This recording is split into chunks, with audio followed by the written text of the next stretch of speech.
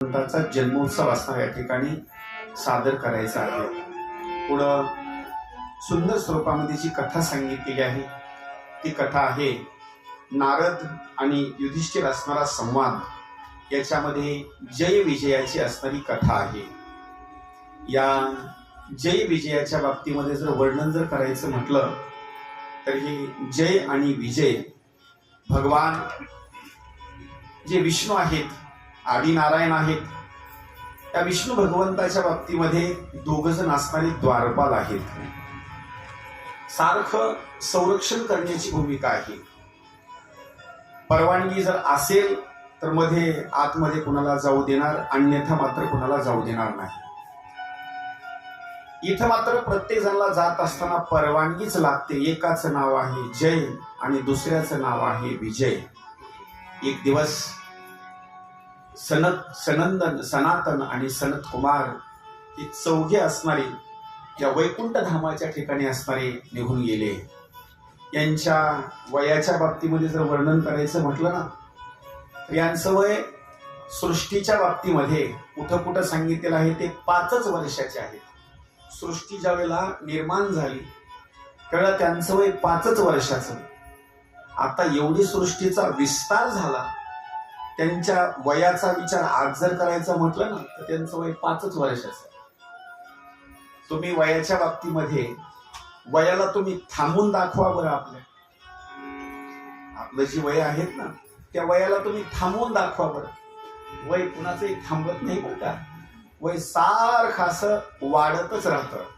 आता फरक एवढा आहे, वय झाकण्याचे लोक भरपूर प्रयत्न करतात पण वय झाकतं का? वय झाकत नाही। काय करायचं, डोक्याचे केस जर पांढरे झाले ना तर वय झाकण्याकरता मग निशा मेहंदी, गोदरेज हिरडाय, आता काय तुम्हाला सांगावं काय नाही। डोक्याला मिशाला लोक एवढे आता वय झाकण्याचा प्रयत्न करतात पण मधून मात्र उगवणारे पांढरेच उगवतात। वय झाकत नाही बरं का, वय झाकत नाही। पण या सनकादिकाच्या बाबतीमध्ये एक वर्णन केलेलं आहे, यांच्या वयामध्ये कधी सुद्धा बदल मात्र झाला नाही। तुम्ही मला का बदल झाला नाही त्याचे कारण सांगितलेलं आहे। त्यांनी रात्रंदिवस जर शरणांगती जर कोणाची केली असेल, रात्रंदिवस शरणांगती केली, हरी शरणम हरी शरणम हरी शरणम। कुणाची शरणांगती केली? फक्त हरीची शरणांगती केली। कोण आहे हरी? या हरीचं काय वर्णन करावं? कुठेही तुम्ही जर एखाद्या अभंग म्हणण्याकरता सुरुवात करत असाल कुठेही तर अगोदर तुम्हाला काय म्हणावं लागतं माहिती? अगोदर स्वर लावावा लागतो। अगोदर हरी स्वर लावावा लागतो। जर एखाद्या वेळेस जर स्वर जर नाही लावला आणि अभंग जर आपसूर लागला तर लोक म्हणतात काय वगैरे सारखा आरडायलास। स्वर लावा अगोदर। मग स्वर कशाला लागतो माहिती? हरी म्हटलं का नाही, हरी म्हटल्याच्या नंतर स्वर लागतो। काय करतो हा हरी? या हरीचा उच्चार करा। हरी उच्चारणी आनंद पाप रासी, जातील लयासी क्षण मात्रे, तृणाग्नी मेळे समरस झाले, तैसे नामे केले जपता हरी। हरीमध्ये असणारा एवढा असणारा प्रभाव आहे। एवढंच नाही, हरी उच्चारण मंत्रपये अगाध, पळे भूत बाधा नेते थे। अहो शेतामध्ये जात असताना घरी थांबल्याच्या नंतर, लाईट गेल्याच्या नंतर कधी कधी एखाद्या वेळेस भीती वाटते बरं का, कुणाची? भूताची। पण हरीचा उच्चार करा, त्या भूताची सुद्धा भीती मात्र वाटणार नाही। म्हणून आपण जर शरणांगती जर कुणाची करायची असेल तर हरी शरणम हरी शरणम हरी शरणम, फक्त त्या हरीची शरणांगती करायची। महाराज ज्या वेळेला या सनकादिकांना जय आणि विजयानं थांबवलं, 7 दरवाजे ओलांडले होते, 1 आणि 2 नाही, पण त्यांनी मात्र थांबवलं। थांबवल्याच्या नंतर या सनकादिकांनी शाप देऊन टाकला, तुम्ही तर राहण्याच्या लायकीचे नाही बरं का। आता 3 जन्मापर्यंत तुम्ही राक्षस कुळामध्ये जन्माला याल। 3 कुळा आपण 3 जन्मापर्यंत तुम्ही राक्षस कुळामध्ये जन्माला जाल। पहिला जन्म त्यांचा सांगितलेला आहे हिरण्याक्ष हिरण्यकशिपू पहिला जन्म. दुसरा जन्म रावण आणि कुंभकर्ण. आणि तिसरा त्यांचा जन्म सांगितलेला आहे शिशुपाल आणि दंतवक्र. किती झाले जन्म? 3 जन्म त्यांचे. आता पहिल्या जन्माचा जर त्यांचा विस्तार जर करायचं म्हटलं तर पहिला जन्म सांगितलेला हिरण्यकशिपू आणि हिरण्याक्ष. याच्यापैकी हिरण्याक्षाचा जर वध कोण केला असेल तर आदिनारायण ज्यांनी अवतार घेतला तो अवतार आहे वराह भगवंताचा. वराह भगवंताचा असणारा अवतार घेतला आणि अवतार घेतल्याच्या नंतर वराह भगवंतानी हिरण्याक्षाचा असणारा वध केला. आपण ज्या पृथ्वी तलावर राहतो ना, ही संपूर्ण पृथ्वी पाण्यामध्ये बुडवून टाकली होती, रसातळाला नेली पृथ्वी होती. एवढी पृथ्वी जर वर कोण आणली असेल तर तेवढी पृथ्वी वर आणली वराह भगवंताने. आणि कुठं स्थापित केली माहिती? पाण्याच्या वर. म्हणजे ही संपूर्ण पृथ्वी पाण्याच्या वर स्थापित वराह भगवंताने केलेली आहे. पुढं आपल्या भावाचा बदला घेण्याकरता हिरण्यकशिपूने निर्णय घेतला त्या विष्णूच्या बाबतीमध्ये मी त्याचा वध करण्याचा प्रयत्न करेल. राज्य जर स्थापन करायचं असेल तर इथून पुढल्या कालावधीमध्ये राज्य माझंच मी स्थापन करणार. काय करावं लागेल? अरण्यामध्ये जाण्याकरता सुरुवात केली. पत्नीचा निरोप घेतला आणि अरण्यामध्ये जात असताना निर्णय घेतला आता परत कधी येणार माहिती? ब्रह्मदेवाला प्रसन्नच करून घेणार आणि प्रसन्न केल्याचे तर त्यांच्याकडून वरदान मागून घेणार. मला मात्र मरण येऊ नये. त्रिलोक्यावर राज्य जर कुणाचं व्हावं तर फक्त माझंच व्हावं. गेला जंगलामध्ये, अरण्यामध्ये गेला आणि तपश्चर्या करण्याकरता सुरुवात केली.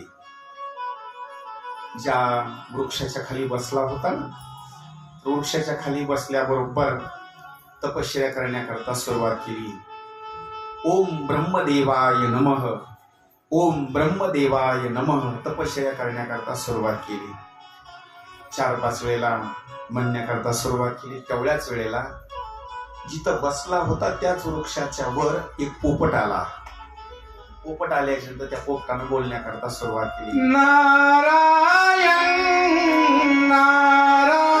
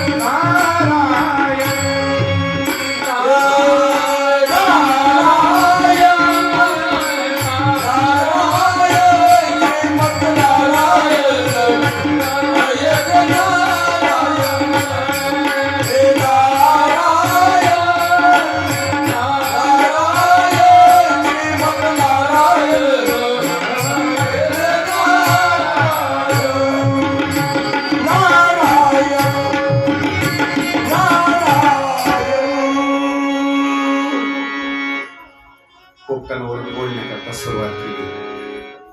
यानं खालून म्हणायचं ओम ब्रह्मदेवाय नमः, आणि पोपटानं झाडावर बसल्याच्या नंतर वरून म्हणायचं नारायण. याच्या तपश्चर्येमध्ये थोडासा डिस्टर्ब झाला. त्याला आणखी दृष्टांत तुम्ही लक्षात घ्या. एखादा गायक, लक्ष करा, एखादा गायक शास्त्रोक्त भाषेमध्ये पंडित आहे, हुशार आहे, स्वराच्या बाबतीमध्ये नंबर 1 आहे. त्याची चाल जर बाजूला घेऊन जायची असेल कोणाची, तेवढ्या गायकाची, तर एक आपसुऱ्या फक्त आणायचं. तेवढा पंडित राहू द्या, चांगला गाणारा राहू द्या, त्याला पुढं चाल द्यायची, पाठीमागं त्याला आपसुऱ्याला द्यायची, ते कानावर हात ठेवणार, टाळच टाकणार नाही. आता मला काही म्हणायचं मत नाही. आता बोलण्याचा भाग लक्षात आला काय? एका ठिकाणी कार्यक्रमाला गेलो. गावातल्या लोकांनी गावातल्याच भजनाला सांगितलं, बाबा तू एक काम कर, कीर्तनाला या जा, भजनाला या जा, पण गप्प राहा जा, तुला आम्ही 200 रुपये देऊ. लक्षात नाही का बरं का? कशा करता? तुला 200 रुपये देऊ, फक्त येऊन तू गप्प बस जा. ते मला का असं, तू जर म्हणलास ना तर भजनच करता जात नाही. म्हणजे आपसुऱ्या बरं का. त्याचं कारण एक आहे, स्वरामध्ये जर भजन जर कोणाचं चालू असेल, एखादा जर आपसूर म्हणणारा जर व्यक्ती असेल, तर त्याचं भजन मात्र शेवटीपर्यंत जात नाही, त्याला त्याचा डिस्टर्ब होतो. इथं जो हिरण्यकशिप आहे, चांगल्या भाषेमध्ये ब्रह्मदेवाच्या बाबतीमध्ये स्तुती करू लागला, नामजप करू लागला, पण अधून मधून त्या पोपटानं काय म्हणायचं नारायण. आता ज्याचा विरोध आहे का नाही, त्याचं जन्ममध्ये नाव घ्यायचं. ज्याच्या सोबत आपली दुश्मनी आहे, लक्ष करा बरं का, ज्याच्या सोबत आपली दुश्मनी आहे, एखादा माणूस भेटला आणि त्याच वर्णन करू लागला, तुम्हाला आनंदच वाटतो का? ज्याचं नाव घ्यायचं नाही, त्याची तर स्तुती चालू आहे. इथं कानावर शब्द पडल्याच्या त्यांना निर्णय घेतला, आजचं जे मुहूर्त आहे का नाही, आजचा दिवस तपश्चर्याच्या बाबतीमध्ये चांगला नाही, चला घराकडे. आला घरी आल्याच्या नंतर सहज पत्नीने विचारलं, मालक तुम्ही तपश्चर्याला निघून गेला होता, तपश्चर्या तुम्हाला एका दिवसामध्येच फळाला आली का? एका दिवसामध्येच फळाला आली. हिरण्यकशिपूने बोलण्याकरता सुरुवात केली, तपश्चर्या फळाला आली नाही माझी, मी तपश्चर्या करता गेलो, पण आजचा दिवस चांगला नव्हता. मी जिथं बसलो होतो ना, तिथे एक पोपट आला आणि त्या पोपटानं अधूनमधून बोलण्याकरता सुरुवात केली नारायण नारायण. तिला एक आश्चर्य वाटलं. कोणतं आश्चर्य माहिती? जन्म झाल्यापासून, माझा विवाह झाल्यापासून या बाबाच्या मुखाला कधी सुद्धा नारायण नाव आलं नाही बरं का. माफी मागून बोलतो, एखाद्या माता माऊलीचे जर मालक जरा व्यसन करणारे असतील, मांस खाणारे असतील, अचानकपणे गावातला सत्ता बसावा, त्यांनी चांगले ड्रेस शिवून आणावा, त्यांच्या कपाळाला गंध बघावा आणि ते हरिपाठाला टाळी घेऊन उभा राहावे, एवढा आनंद होतो ना. विठ्ठला रे विठ्ठला पांडुरंगा, विठ्ठला रे विठ्ठला पांडुरंगा, विठ्ठला रे विठ्ठला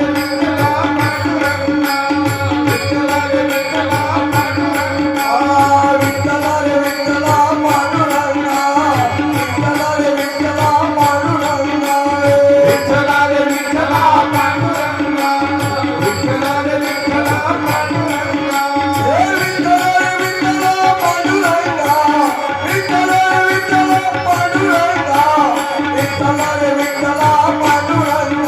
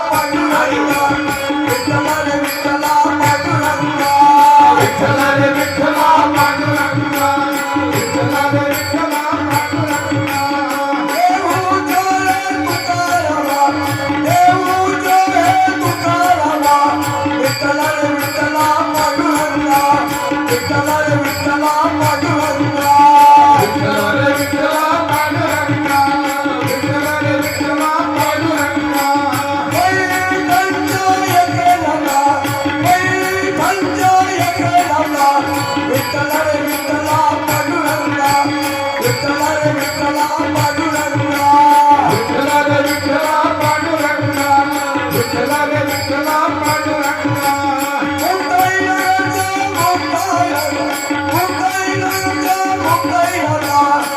रे विठ्ठला पांडुरंगा विठ्ठला रे विठ्ठला पांडुरंगा विठ्ठला रे विठ्ठला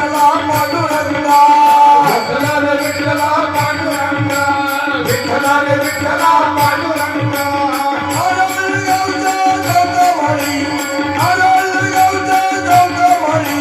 विठ्ठला रे विठ्ठला पांडुरंगा विठ्ठला रे विठ्ठला पांडुरंगा विठ्ठला रे विठ्ठला पांडुरंगा विठ्ठला रे विठ्ठला पांडुरंगा नाशिकच्या निवृत्तीनाथा नाशिकच्या निवृत्तीनाथा विठ्ठला रे विठ्ठला पांडुरंगा विठ्ठला रे विठ्ठला पांडुरंगा विठ्ठला रे विठ्ठला पांडुरंगा विठ्ठला रे विठ्ठला पांडुरंगा विठ्ठला विठ्ठल पांडुरंगा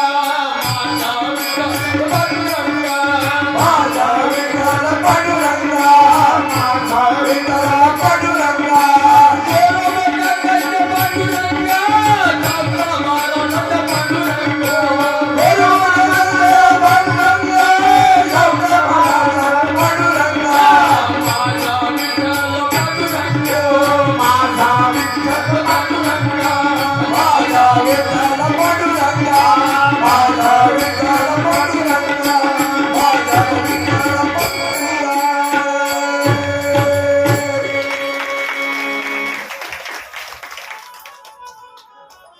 आणि मग मात्र सुंदर स्वरूपामध्ये आश्चर्य वाटलं. कधी सुद्धा नाव येत नाही मुखाला.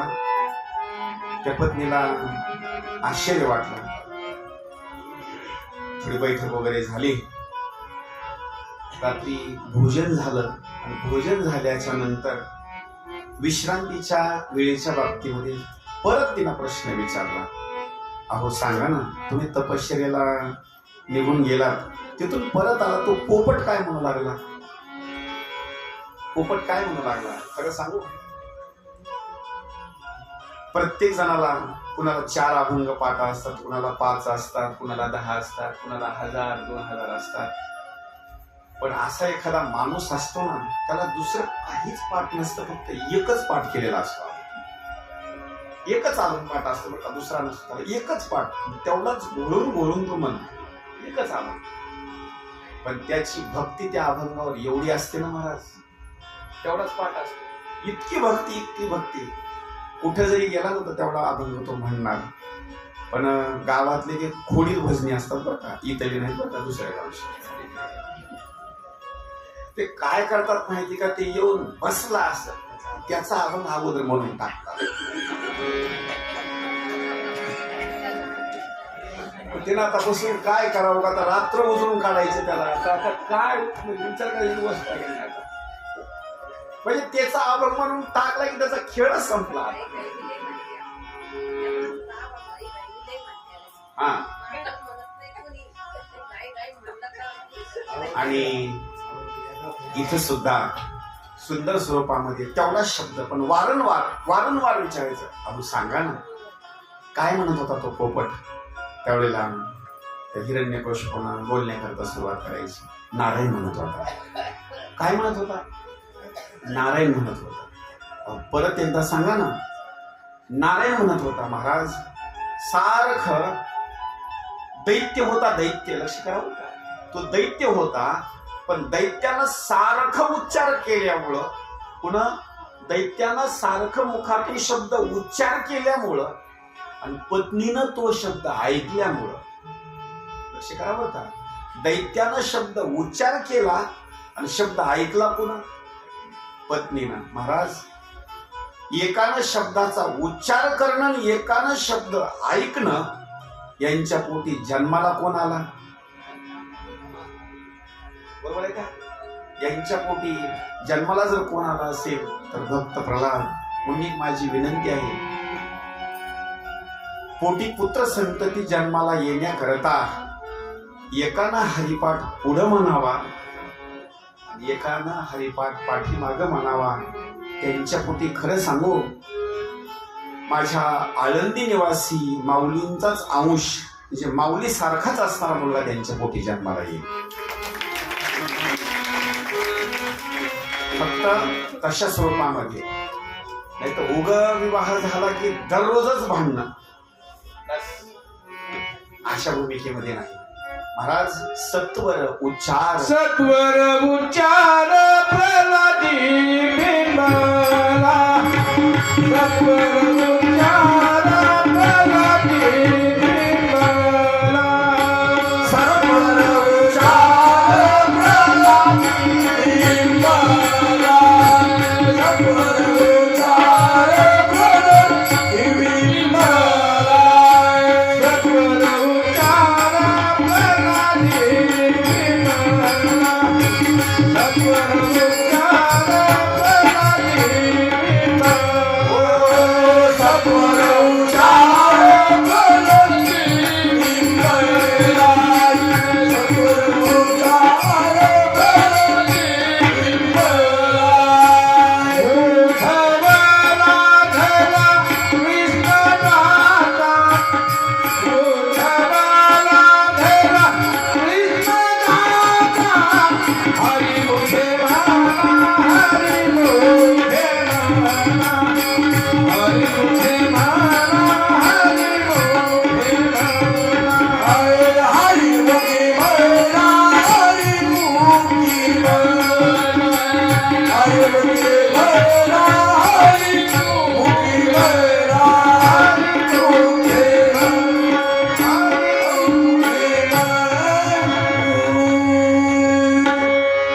पुढं त्यांच्या पोटी जन्माला सत्वर उच्चार प्रल्हादी बिंबला, उद्धवा लाधला कृष्णदाता.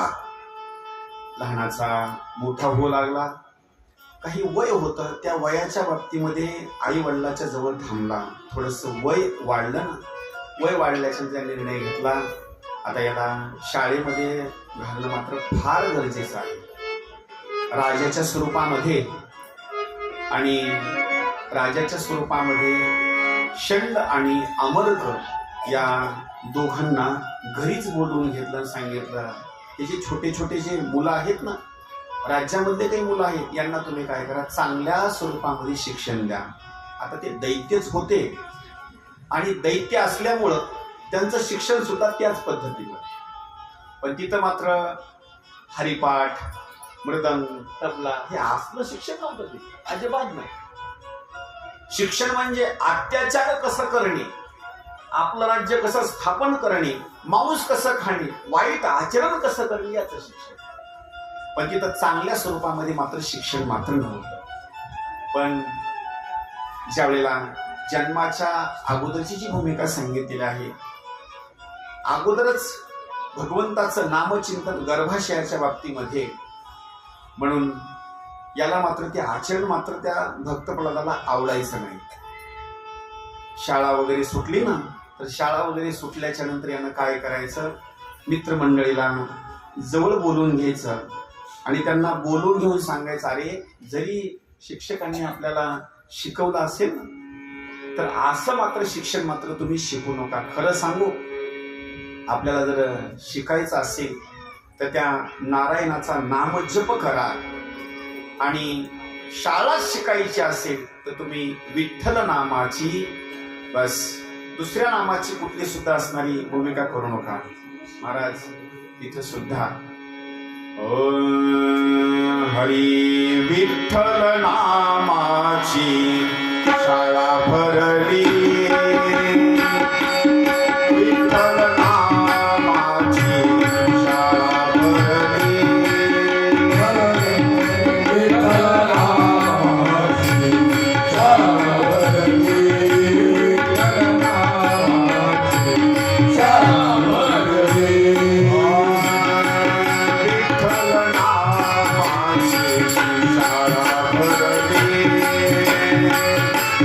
विठ्ठल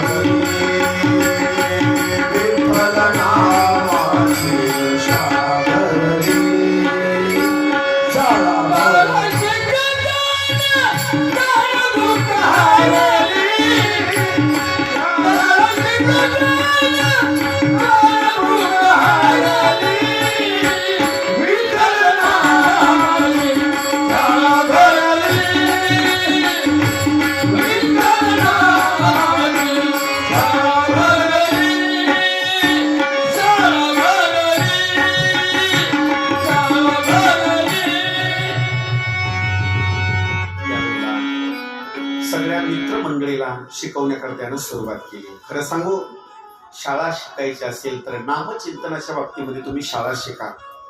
महाराज सारखं जर त्यानं उपदेश जर केला असेल आपल्या मित्र मंडळीला, फक्त नारायण असणारा जो शब्द आहे, जो मंत्र आहे, त्याची असणारी भूमिका शिकवण्याकरता सुरुवात केली. महाराज काही दिवसापर्यंत शाळा शिकली. एक दिवस सहज वडील सिंहासनावर बसलेले आहेत. भक्त प्रल्हाद जवळ आला, आपल्या वडिलाचं दर्शन घेतलं. वडिलाला एवढा आनंद वाटला ना, एवढा आनंद वाटला, त्या प्रल्हादाला उचललं, मांडीवर घेतलं आणि त्याच्या डोक्यावर असा हात फिरवला. गालाच्या बाबतीमध्ये एक चुंबनाची असणारी भूमिका आणि सहज त्याला असं डोक्यावर हात फिरवून विचारण्याकरता सुरुवात केली. बाळा, अरे अनेक दिवसापासून तू शाळामध्ये जात आहेस, काय शिकला नेमकं तू? त्यावेळेस या हिरण्यकशिपूला असं वाटलं, हे म्हणून दाखवलं आता, Johnny Johnny yes papa, eating sugar no पप्पा, ओपन युअर माउथ, हा असं म्हणून दाखवेल काहीतरी. त्यांना बोलण्याकरता सुरुवात केली. पप्पा, खरं तुम्हाला म्हणून दाखवू का मी?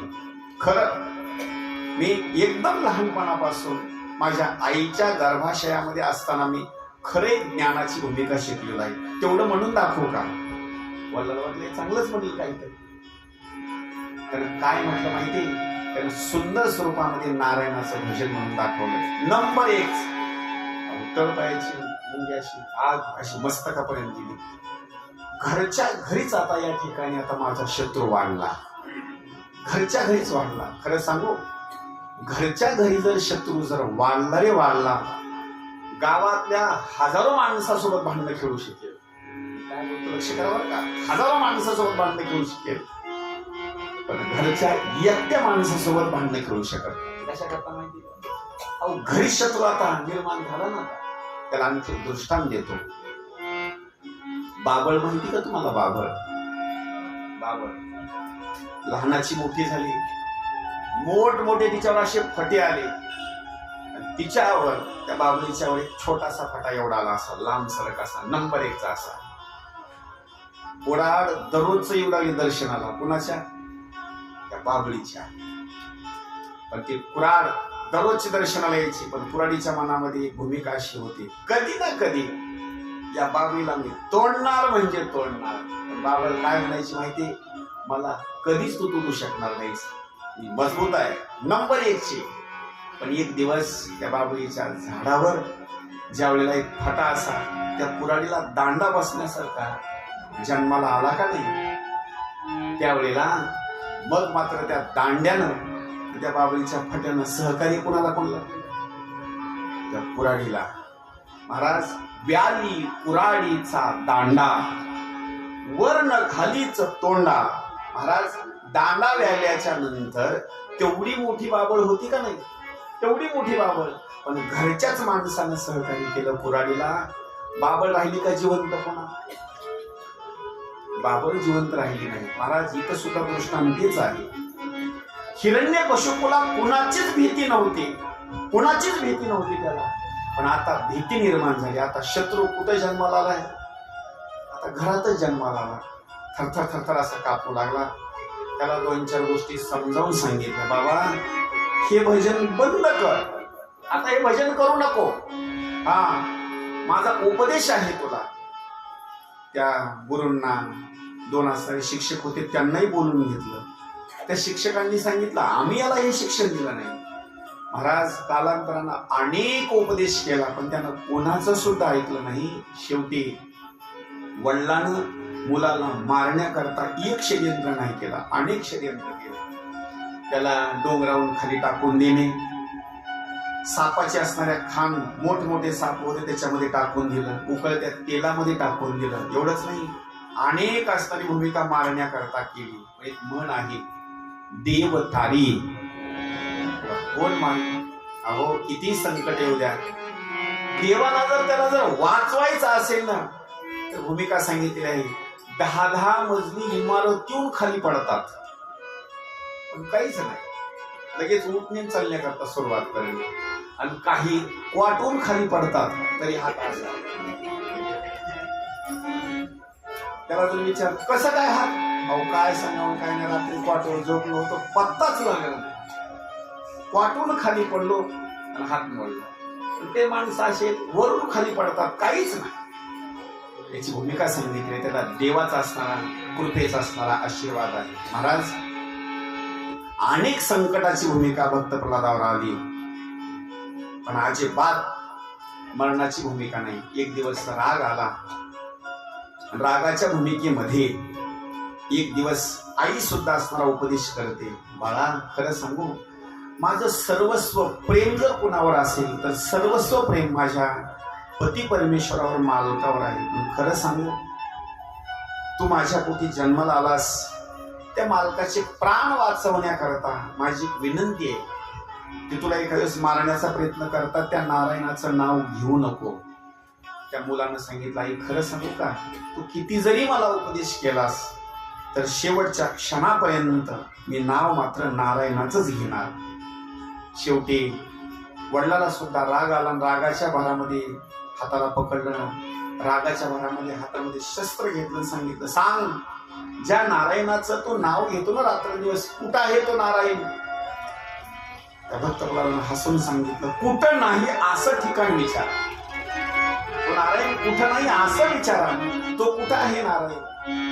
हरी जळी स्थळी भरला, रिता ठाव नाही उरला, आज म्या दृष्टीने पाहिला विठ्ठलाचे. प्रत्येक ठिकाणी असणारा तो हरी आहे.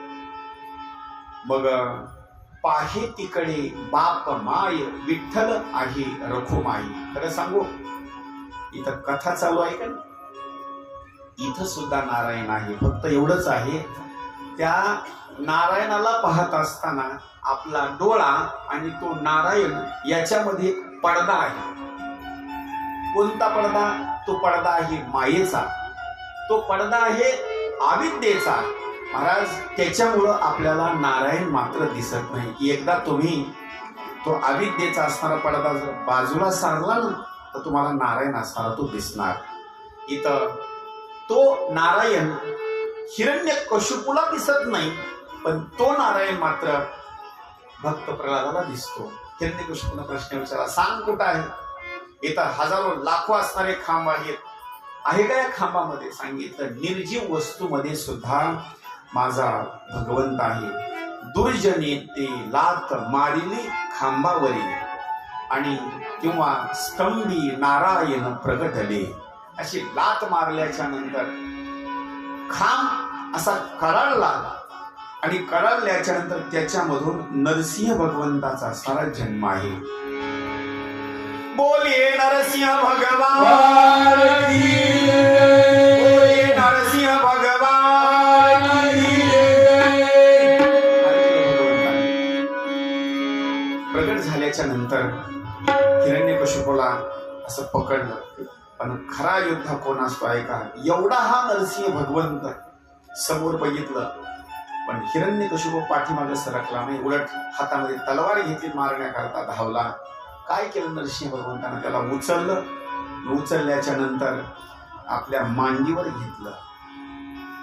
तुम्ही म्हणाल मग त्याला मारायचंच होतं तर मांडीवर का घेतलं? त्याचं कारण एक आहे. खरं सांगू, त्याला मांडीवर घेतलं नसतं. लक्ष करा, त्याला मांडीवर घेतलं नसतं, मारायचंच होतं तर त्याला चौकटीवर ठेवून मारला असतं. दृष्टांत आहे बघा महत्वाचा कसा आहे. त्याला मारायचंच होतं ना, मारायचं म्हटलं तर मांडीवर घ्यायची काय गरज?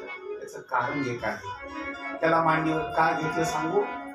ज्याच्या करता देवाचा अवतार आहे तो आहे भक्त प्रल्हाद.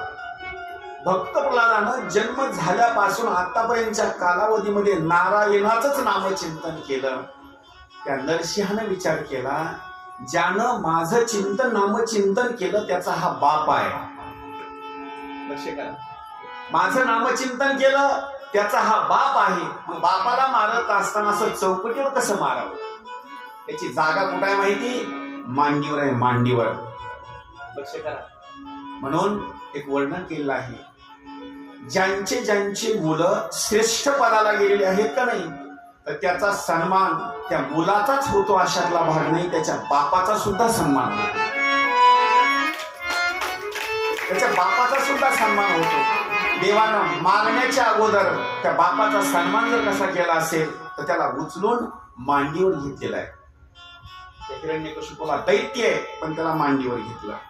अहो द्वेषानं का होईना पण, ऐका, द्वेषानं का होईना पण रात्रंदिवस नारायणाची भक्ती करत असताना भक्त प्रल्हादानं देवाचं भजन केलं. पण इथं मात्र सरळ स्वरूपामध्ये त्यानं भक्ती केली आहे भक्त प्रल्हादानं. पण विरोधी भक्ती जर सगळ्यात जास्त जर पुन्हा केली असेल तर विरोधी भक्ती इथं हिरण्यकशिपूनं केली आहे. आणि विरोधी भक्ती केल्यामुळे त्याला जागा जर कुठली दिली असेल मारत असताना तर महाराज मांडीवर असताना देव पुन्हा पुन्हा करता मांडी देतो सांगू. दोन स्वरूपामध्ये कधी कधी देव मांडी देत असताना विरोधी भक्ती करणाऱ्यालाही मांडी देतो आणि जो सगुण साकार स्वरूपामध्ये जो असणारा भक्त आहे आणि त्या भगवंताची सगुण स्वरूपामध्ये भक्ती करतो त्यालाही मांडी देतो. दोन स्वरूपामध्ये वैरी जरी असेल त्यालाही देव मांडीच देतो आणि आपल्या भक्ताच्या बाबतीमध्ये शेवटचा क्षण जर आला तर त्याला सुद्धा मांडीच देतो. तुम्ही म्हणाल कसं काय? एक आहे मधु, शब्द ऐका बरं का, एक आहे मधु आणि एक आहे कैठव, दोन असणारे राक्षस. शेवटेच्या क्षणाला युद्ध होत असताना या दोघांना प्रश्न विचारला विष्णू भगवंतांनी, तुम्हाला मी मारणार आहे, कसं मारू? त्या मधु आणि कैठवानी सांगितलं, देवा मारायचंच असेल ना तर एक काम करा, कुठेही मारू नका, तुमच्या मांडीवर मारा. काय भूमिका विचार करा, मारायचं ना तुम्हाला, माणसाचं मरण चुकणार नाही, इतरच तर कुठंतरी मरण्यापेक्षा अगोदर आम्हाला जागा तुमच्या मांडीची मिळावी आणि तिथं असताना तुम्ही आम्हाला वध करून टाका, मारून टाका. मधु आणि कैठव. दुसरा एक भक्त आहे का आता, इथं विरोधी भक्ती आहे दैत्य. एक भक्त होऊन गेला पक्षाच्या बाबतीमध्ये त्रेतायुगामध्ये शेवटच्या क्षणाला प्राण सोडत असताना देवानं त्याच्याकरता मांडी दिली. कोण आहे सांगा? त्याला दिली का नाही मांडी? म्हणजे त्याला सुद्धा मांडीच दिली. इथं मारत असताना मधु आणि कैठवाला सुद्धा मांडीच दिली. अहो पण मांडी देत असताना आणखी एक विचार सांगतो तुम्हाला, जटायूला संपूर्ण मांडी दिली का? तुम्ही मालिका बघितली असेल, जटायूला संपूर्ण मांडी दिली का? नाही बरं का दिली. लक्ष करा, जटायूचं सगळं शरीर हे जमिनीवर आहे आणि मान कुठं आहे? मांडीवर. लक्ष करा बरं का, सगळं शरीर जमिनीवर आहे आणि फक्त मान तेवढी मांडीवर आहे. त्याच्यापेक्षा विरोधी भक्ती करणाऱ्याची भूमिका इतर लक्षात घ्या. जटायूला शेवटच्या क्षणापर्यंत भजन करून करून सुद्धा त्याला फक्त मांडीच्या भूमिकेमध्ये फक्त मान आहे, मान. आणि ज्यानं विरोधी भक्ती केली त्याचं सगळं शरीर कुठं आहे? लक्षात आलं का? यानं विरोधी भक्ती केली तर विरोधी भक्ती करणाऱ्याला सगळं असणारं जे शरीर आहे त्या शरीराच्या भूमिकेमध्ये संपूर्ण असणारी जी भूमिका दिलेली आहे ती सगळी भूमिका आपल्या मांडीची दिलेली आहे. देवाचा खेळच थोडा उलटा आहे. जो हरिपाठ म्हणतो, काकडा करतो, दररोज हनुमंतरायाचं दर्शन घेतो, त्याच्या पाठीमाग एवढे संकट, टमाटे जर चांगले त्याचे आले तर त्याचं कॅरेट 70 रुपयाला जाते. लक्षात आलं का? आणि हनुमंतरायाकडे जात नाही, भजनाला येत नाही, काही नाही, त्याला 450 रुपये, 700 रुपये, 1200 रुपये. मला काय सांगायचं माहिती, देवाचा खेळच थोडासा उलटा आहे. याच्याकरता एक अभंग जनाबाई महाराजांनी वर्णन केलं आहे. पुण्यवंत पाताळ लोकीने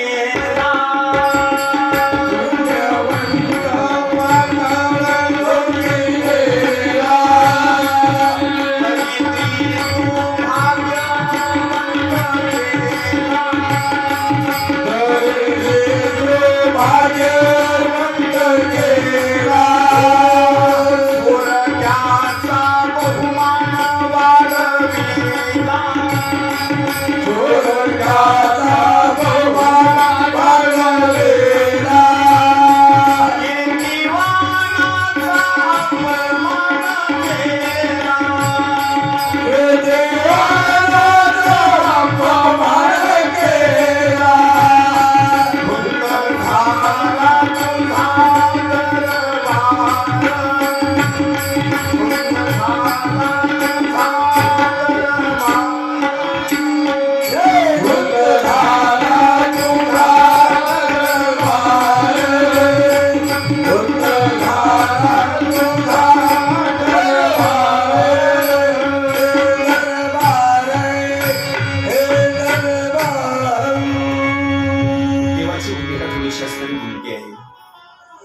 शेवटच्या क्षणाला काय केलं?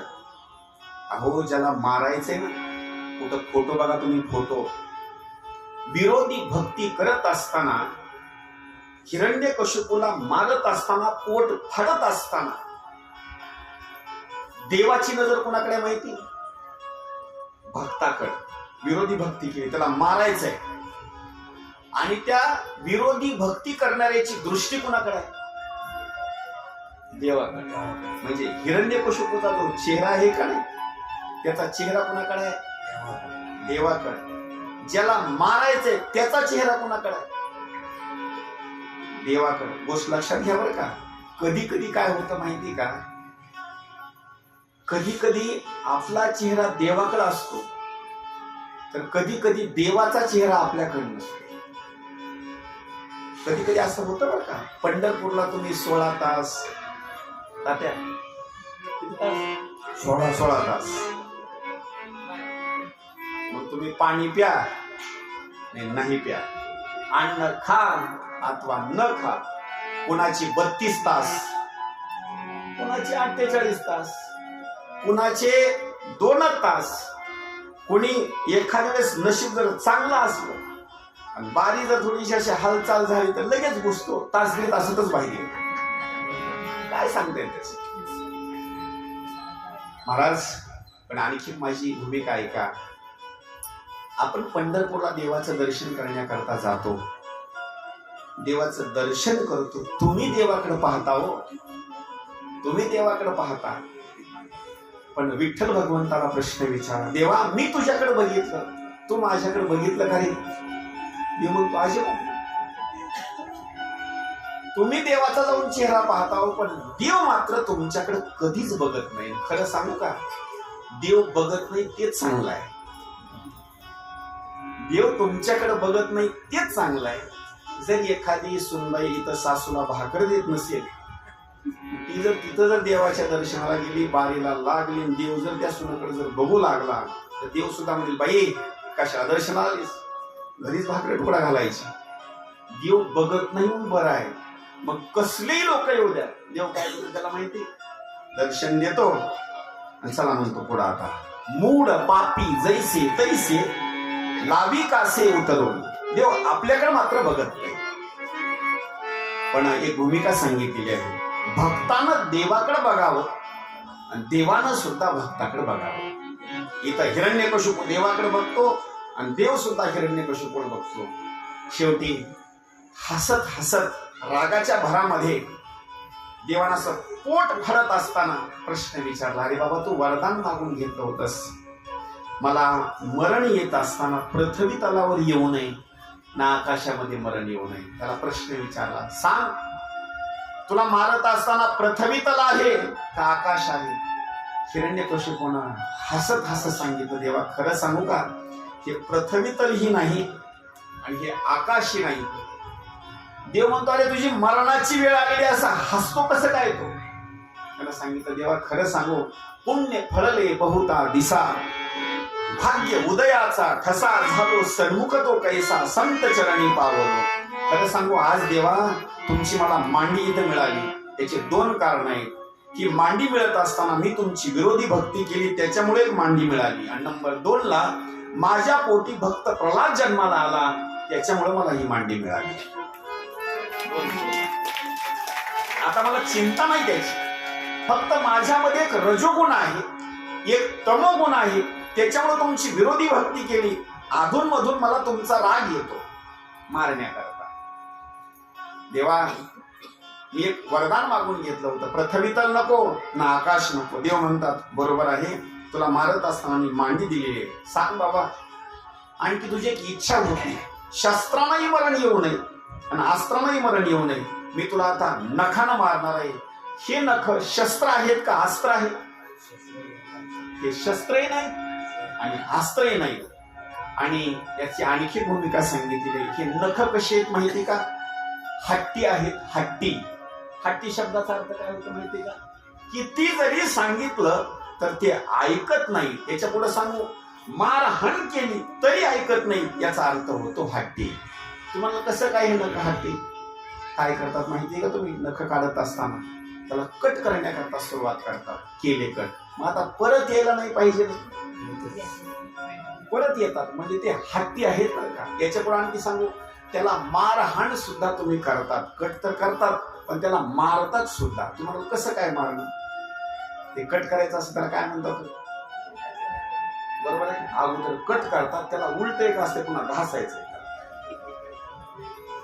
त्याला घासतात. त्याला तरी ते नक काय म्हणतात, तुम्ही किती मला घासण्याचा प्रयत्न करा, कट करण्याचा प्रयत्न करा, पण मी मात्र हट्टी आहे. इथं हट्टी असताना महाराज सांगितलेलं आहे. नकाच्या भूमिकेमध्ये देवाने त्याचं पोट भरत असताना शस्त्र नाहीत ना अस्त्र नाहीत, एवढंच नाही, तिसरा प्रश्न विचारला, तुला मारत असताना तू वरदान मागून घेतले आहेस, मला मरण दिवसाही येऊ नये आणि रात्रीही येऊ नये. एवढे माणसं मरतात, तुम्ही काय ऐका बरं का. एक तर त्यांचं मरण होत असताना दिवसा तरी होईल, नाही तर रात्री तरी होईल. पण असं कधी घडलं का? दिवसही नाही आणि रात्रही नाही. फक्त हिरण्यकशिपूच्या बाबतीमध्ये वर्णन आहे. महाराज मारत असताना दिवसही नव्हता आणि रात्रही नव्हती. सूर्य अस्ताला जात असताना अर्धा सूर्य अस्ताला गेलेला आहे आणि नंबर 2ला अर्धा मात्र शिल्लक आहे. अशा स्वरूपामध्ये त्याचं पोट असणारं फाडलं. पोट फाडल्याच्या नंतर देवाला राग आलेला होता. मधले आताडे काढण्याकरता सुरुवात केली.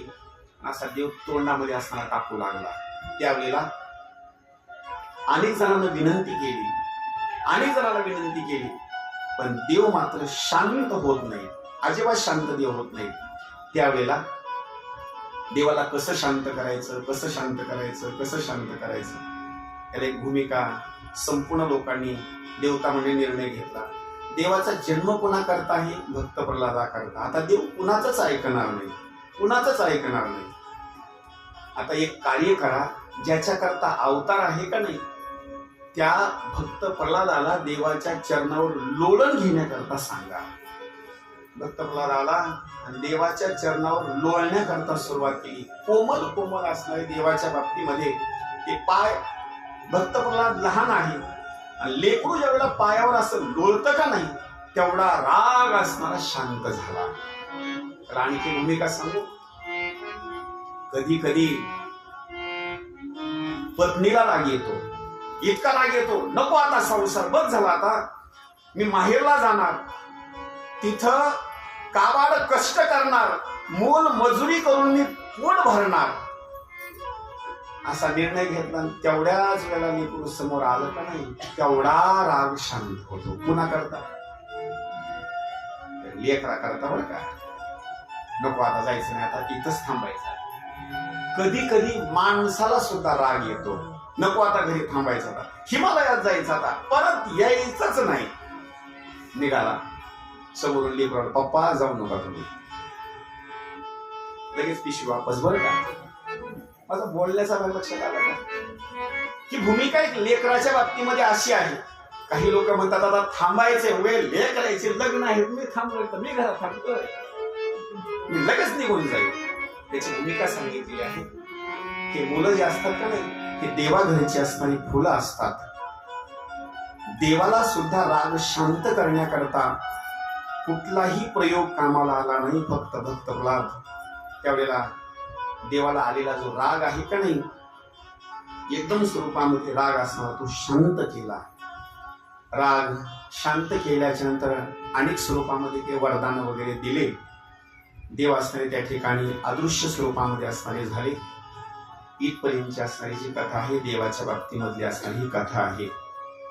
आता टायमिंग आपल्याजवळ फक्त 15 ते 20 मिनिटापर्यंत राहिलेला आहे आणि कुठलंही चरित्र आपल्याला या ठिकाणी श्रवण करायचं आहे. ते चरित्र आहे श्रीकृष्ण भगवंताच्या बाबतीमध्ये.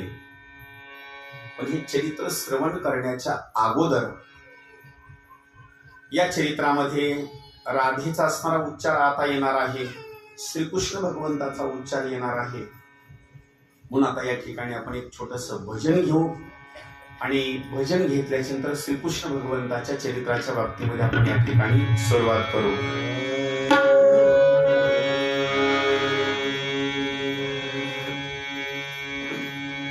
नाम मेरे राधा रानी का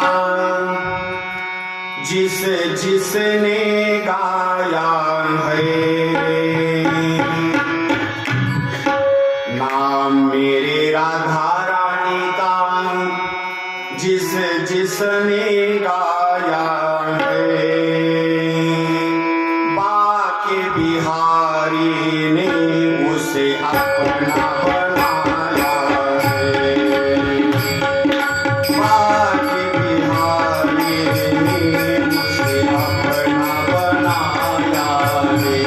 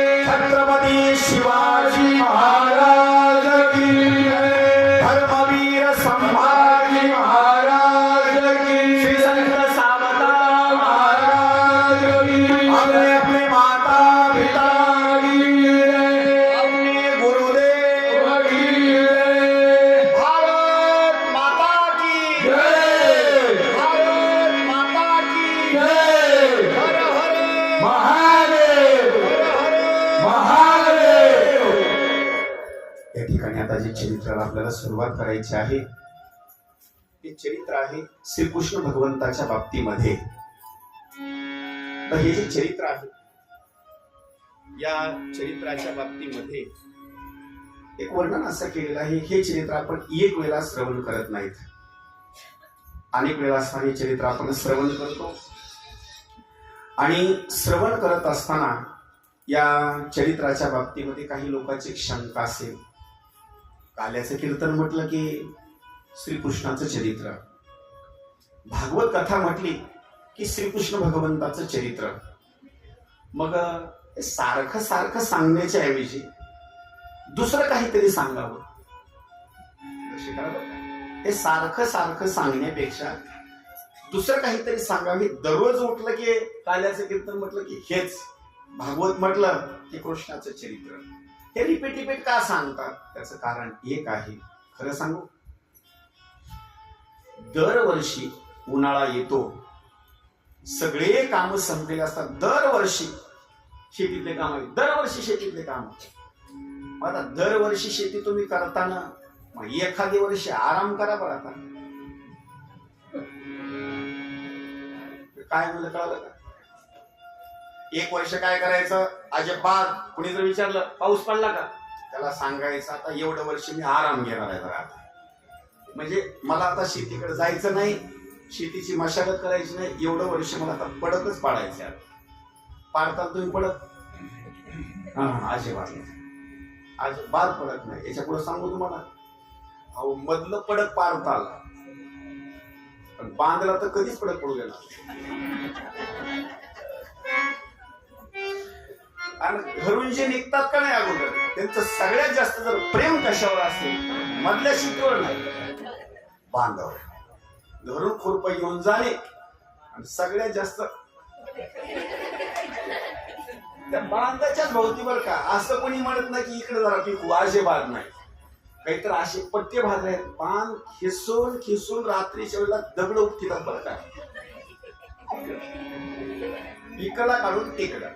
माझा बोलण्याचा भाग एक आहे. अहो, जन्म झाल्यापासून आतापर्यंत सारखी तुम्ही शेती करता, कधी तुम्हाला वीट आला त्या गोष्टीचा? कधी वीट आला नाही. याच्यापुढे दुसरा दृष्टांत आहे का? जन्म झाल्यापासून आतापर्यंत कुणाचं वय वर्णन केलेलं आहे. कुणाचं वय 40, 50, 60. कुणाच्या वयाच्या बाबतीमध्ये वय वर्णन करत असताना कुणाचं 70 वर्षापर्यंतचं वय आहे. पण या वयाच्या बाबतीमध्ये एक वर्णनाची भूमिका अशी आहे. सकाळी चहा घेतात, दुपारी जेवण करतात, संध्याकाळी जेवण करतात. मग दररोजचं जेवण आहे, दररोजचं चहा पाणी आहे. मग एक दिवस असा निर्णय घ्या बरं आता, हे दररोजचं जेवण, दररोजचा चहा, आता एक दिवस काय करायचं, काहीच खायचं नाही. जमलं असं? नाही. पण माझी बोलण्याची भूमिका अशी आहे, तुम्हाला संसारामधल्या सगळ्या गोष्टी जमतात. सगळ्या जमतात ना? सगळ्या जमतात. पण माझ्या श्रीकृष्ण भगवंताच्या बाबतीमध्ये चरित्र श्रवण करण्याकरता किंवा त्याचा उच्चार करण्याकरता काय हरकत आहे? आपण दररोजच्या गोष्टी तर रिपीट करतोच ना, ते सोडून दिले नाहीत आपण, तेच रिपीट आहे. आता बाळूभाऊ आले, आता कांद्याचं सीजन कमी झालं ना, आहे ना? आहे. बर, दररोजच तुम्ही व्यापार करण्याकरता जाताच ना? जाता. ऐका, आता कधी गिराईक असो, कधी गिराईक नसो, सोडला आपण प्रपंच नाही. माझी बोलण्याची भूमिका आहे का, त्यांच्याबद्दलच नाही अशातला भाग नाही बरं का. आपलं सुद्धा तसंच आहे. जेवण तसंच, शेती तशीच, व्यवहार सुद्धा आपला तसाच. माझी बोलण्याची भूमिका अशी आहे, आपण संसारामधली कुठलीही गोष्ट सोडली नाही. माझी भूमिका सांगण्याची अशी आहे, श्रीकृष्णाला सुद्धा सोडायचं नाही, अजिबात सोडायचं. त्याचं चरित्र लोकाला सांगायचं आणि त्याचं चरित्र देवाचं ऐकायचं. विटे ऐसे सुख नोहे भक्ती रस, पुढता पुढती आस सेवा गेले. बस वारंवार. बरं, चरित्र ऐकल्यानंतर काय होतं महाराज? चरित्र ते उच्चारावे केले देवे गोकुळी. महाराज, हे चरित्राचं देवाचं जर तुम्ही जर ऐकलं ना, तर देवाचं चरित्र ऐकल्याच्या नंतर जन्माचं मरणाचं दुःख संपून जातं, मायापाश तुटून जातात. कुणाचं चरित्र आहे माहिती? हे कृष्ण माझी माता, कृष्ण माझा पिता, बहिणी बंधू चुलता कृष्ण माझा. तुम्ही जर हे कृष्णाचं नाव कट करून जर तुमच्या बहिणीचं नाव जर टाकलं मध्ये, जर तुमच्या भावाचं नाव टाकलं, तर हे नाव कायम स्वरूपापर्यंत टिकणारं नाव नाही. कधी कधी काय होतं माहिती, जर बहिणीच्या बाबतीमध्ये जर तुम्ही जर दिवाळी पंचमी इतर सण लग्न वगैरे अशा सोहळ्यामध्ये जर तिला आमंत्रण नाही दिलं, अलंकार जर नाही घेतले, वस्त्र जर नाही घेतले, तर तेवढी बहीण सुद्धा भावाच्या विरोधामध्ये कोर्टात जाते. हिस्सा मागून घेते म्हणजे घेते. महाराज माझा श्रीकृष्ण मात्र तसा नाही हो, कधी सुद्धा नाही, अजिबात नाही. खरं जर या ठिकाणी जर बहीण कोण असेल, भाऊ कोण असेल, आई वडील कोण असेल, फक्त श्रीकृष्ण. आणि सगळ्याची विश्रांती जर काय असेल, तर तुका म्हणे माझा श्रीकृष्ण विसावा, वाटे न करावा परता जीवा. म्हणून या देवाच्या बाबतीमध्ये असणारं चरित्र आहे, सुंदर स्वरूपामध्ये चरित्र. या देवाच्या बाबतीमध्ये पापी जे अभक्त दैत्य जे मातले धरणीसी ओझे झाले त्यांचे. या पृथ्वी मातेला ओझ झालं आणि ओझ झाल्याच्या नंतर ही पृथ्वी माता ज्या वेळेला चलण्याकरता तिनं सुरुवात केली, चलण्याकरता सुरुवात केल्याच्या नंतर मग मात्र तिनं रूप मात्र थोडस पालटलं. पृथ्वी मातेनं रूप घेतलं गाईचं, आणि गाईचं रूप घेतल्याच्या नंतर क्षीरसागराच्या ठिकाणी गेली, आणि क्षीरसागराच्या ठिकाणी गेल्याच्या नंतर तिनं हंबरडा फोडण्याकरता सुरुवात केली.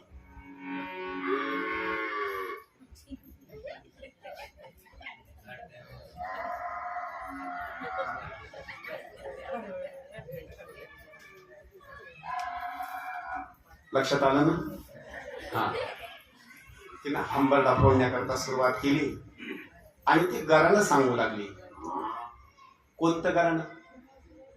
काही म्हणतील गरानं सांगत असताना ही गरानं दुसरं तिसरं कुठलंही सांगत नव्हती. ही गरानं सांगू लागली की या ठिकाणी दुसरं तिसरं गरानं नाही, तर देवा माझी एक विनंती आहे. हे जे पृथ्वी तल आहे का नाही, तर या पृथ्वी तलाच्या बाबतीमध्ये अनेक स्वरूपामध्ये दैत्य माजलेले आहेत. देवा हा त्रास मात्र मला या ठिकाणी सहन होत नाही. तिनं रडून सांगण्याकरता सुरुवात केली. गाय इथं जे आहे ना, रडून बोलण्याकरता सुरुवात करते. कधी कधी तिला दुःखाची भूमिका आहे, पण इथली जी गाय आहे क्षीरसागराच्या ठिकाणी जी गेलेली आहे ही पृथ्वी माता आहे. ज्या वेळेला अनेक देवता मंडळी सोबत आहेत, सगळ्या जणांनी देवाची असणारी विनंती करण्याकरता सुरुवात केली. सकल देवा आधी देवा किंवा चक्रधरा विश्वंभरा, गरुडध्वजा करुणा करा, सहस्रपादा सहस्र करा, क्षीरसागरा शेष नयना, कमल नयना कमलापती, कामिनी मोहन मदन मूर्ती, भवतारका धरिता क्षिती, वामन मूर्ती त्रिविक्रमा, आगाये सगुणा निर्गुणा, जगजीवीच्या जगजीवना, वसुदेव देवकी नंदना, बालरांगणा बालकृष्णा. ज्या वेळेला पृथ्वी माता रडू लागली, आकाशवाणी झाली, आणि आकाशवाणी झाल्याच्या नंतर मग मात्र तिनं बोलण्याकरता सुरुवात केली. देवता मंडळीला सगळ्याला घरानं सांगण्याकरता सुरुवात केली. आकाशवाणी सांगते, काळजी करू नका, सगळ्यांनी देवाला सहकार्य करण्याकरता कुणी गायी व्हा, कुणी या ठिकाणी गोपिका गवळी वासर, कुणी वृक्ष व्हा आणि देवाला असणारं सहकार्य करा. त्याच कालावधीमध्ये वसुदेवाचं आणि देवकीचा असणारा विवाहाचा असणारा प्रसंग, ज्या वेळेला आनंदाच्या भरामध्ये असणारी वरात निघालेली होती, आणि वरात निघाल्याच्या नंतर अचानक स्वरूपामध्ये असणारी आकाशवाणी परत असणारी झाली.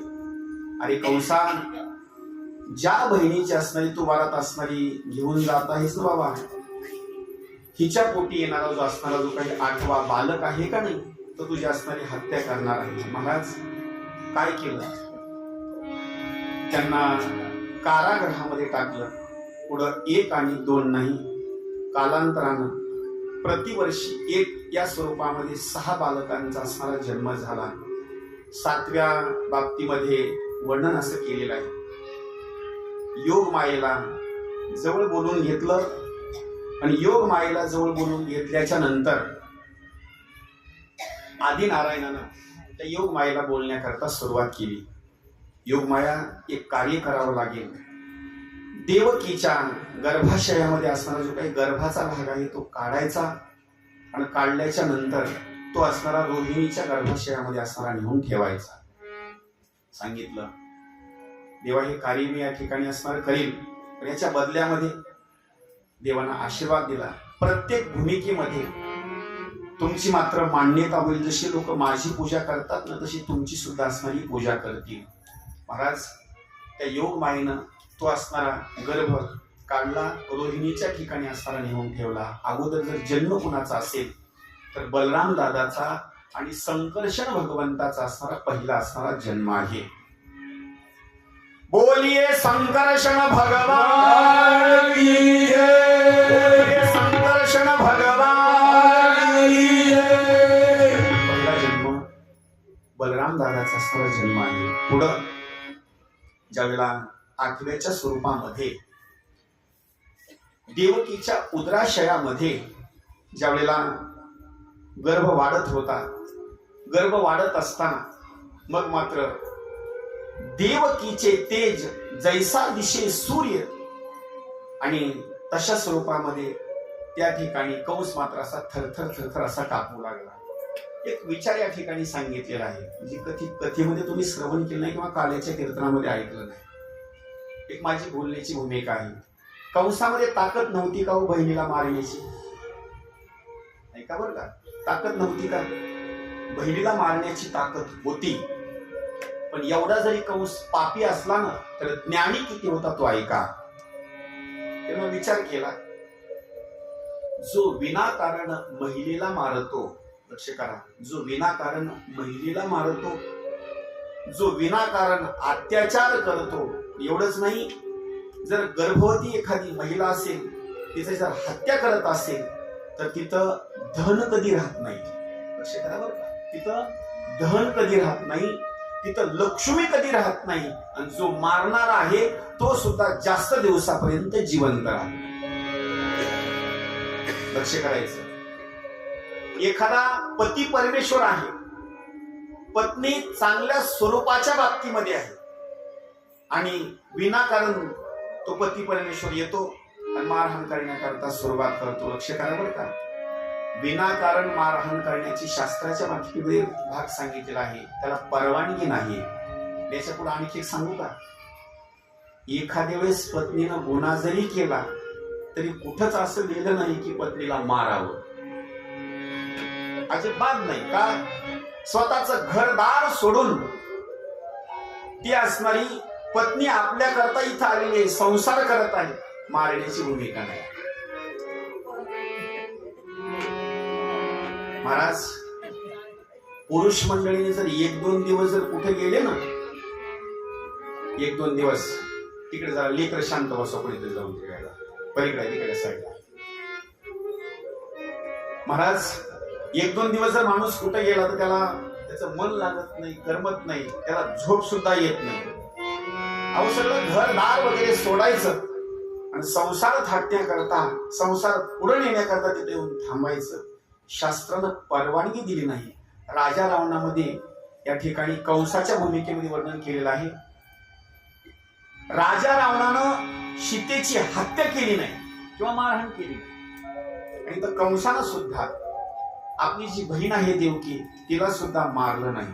महाराज पुढं रात्रीच्या वेळेला, रात्रीच्या 12च्या सुमारास देवाचा असणारा जन्म कारागृहामध्ये आहे.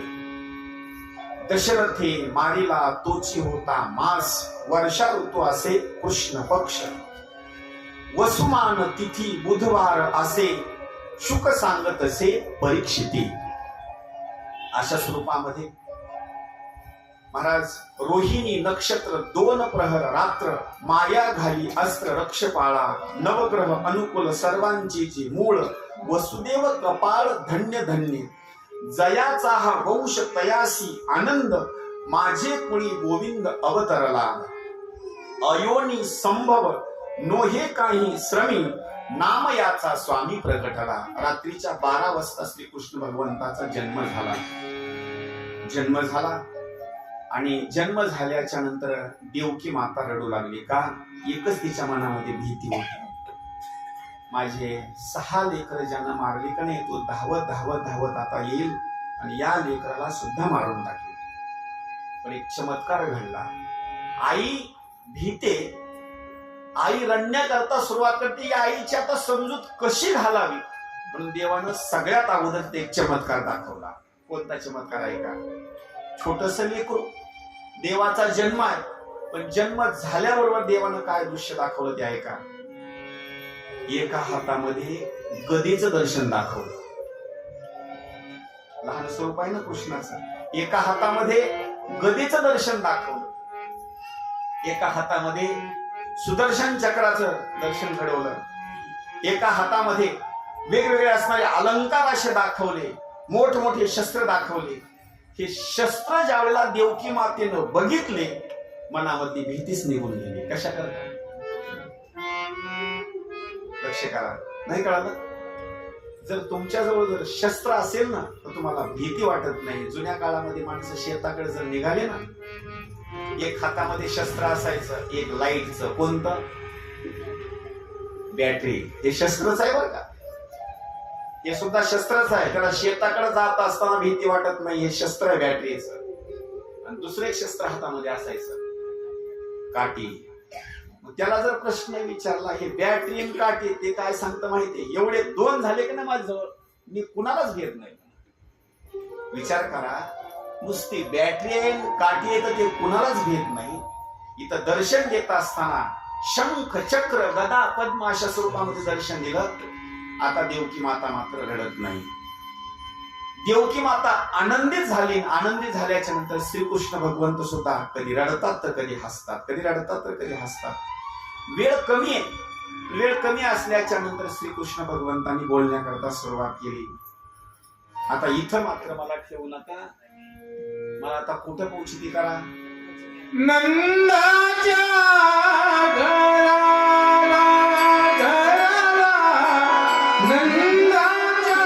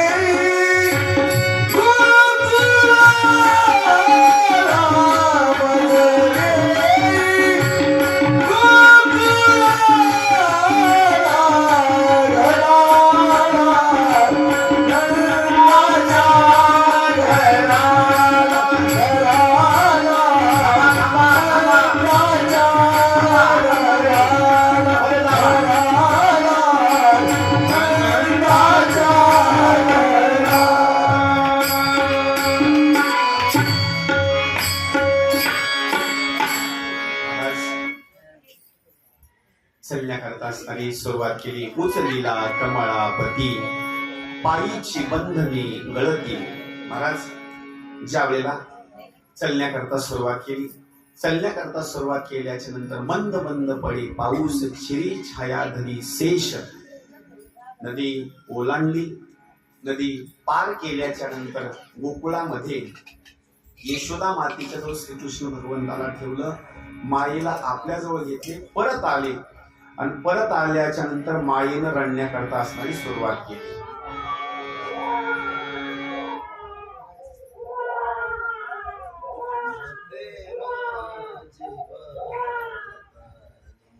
मायेनं रडण्याकरता सुरुवात केली.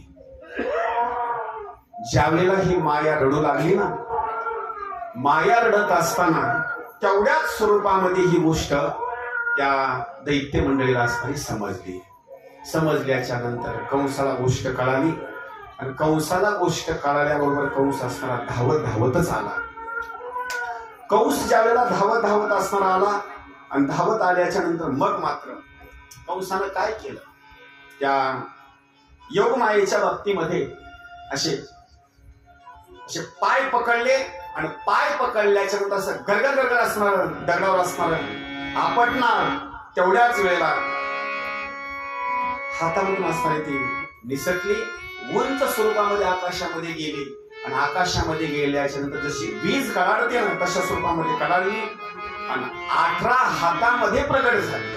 1 आणि 2 नाही, 18 हातानं प्रगट झाली आणि कंसाला बोलण्याकरता हसून सांगू लागली, कंसा, मला मात्र कोणी सुद्धा मारू शकत नाही बरं का, पण तुला मारणारा मात्र जन्माला आला, विनाकारण लेकराची तू हत्या करू नको. ती योग माया तिथं अदृश्य झाली आणि अदृश्य झाल्याच्या नंतर कुठं कुठं जन्माला आली ती ऐका. मथुरेमध्ये अदृश्य झाली आणि मथुरेमध्ये अदृश्य झाल्याच्या नंतर कुठं कुठं अदृश्य झाल्याच्या नंतर जन्माला आली, याची काही कारण सांगतो म्हणजे आपल्या लक्षामध्ये येईल. ही योगमाया जन्माला पुन्हा कुठं आली, एक तुळजापूरचं ठिकाण, यरमाळा, सप्तशृंगी, मोठमोठे असणारी रेणुका माता, ही जेवढे तुम्हाला देवीचे ठिकाणं दिसतात का नाही, या प्रत्येक ठिकाणी तिथं अदृश्य झाली, जन्माला मात्र इतर ठिकाणी आली. आणखी एक गोष्ट सांगतो, ही माझी योग माया आदि माया शक्ती गौरी शिवऱ्यामध्ये सुद्धा जन्माला आली. तुम्ही म्हणाल कशी सांगू, जसं आपल्या गावामध्ये हनुमंतरायाचं मंदिर आहे का नाही, तसं तुमच्या गावामध्ये देवीचं सुद्धा मंदिर आहे. म्हणजे इथं सुद्धा ती जन्माला आलीच. महाराज, आता या देवीच्या बाबतीमध्ये जर वर्णन करायचं म्हटलं ना, ही योग माया आपली सुद्धा असणारी कुलस्वामिनी आहे. कुणा कुणाचं दैवताच्या बाबतीमध्ये कुलदेवी सुद्धा असणारी आहे. आहे का कुणाची रेणुका माता कुलदेवी? इथं कुणाची आहे का नाही? काही जणांना आणखी कुलदेव सुद्धा माहित नाही, कुलदेवी सुद्धा माहिती नाही. तुमच्याकडे सांगण्याकरता एक माणूस येतो ना, उपाधी, त्याच्याकडून एकदा सगळं व्यवस्थित घेऊन घ्यायचं बरं का, आपलं गोत्र कोणतं आहे आणि संपूर्ण असणारी तो माहिती असणारा त्या ठिकाणी देतो. महाराज, या रेणुका बाबतीच्या बाबतीमध्ये, या मातेच्या बाबतीमध्ये काय वर्णन करावं, एका ठिकाणी सुंदर असणारं त्या मातेचं वर्णन केलेलं आहे. हरी माझी रेणुका माऊली,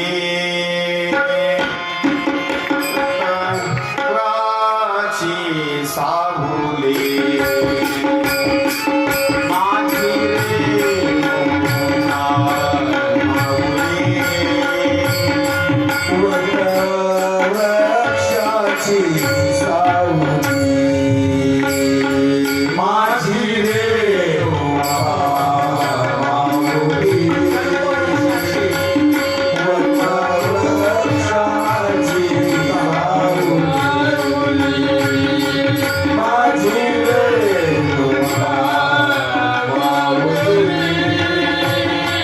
वरक्षाची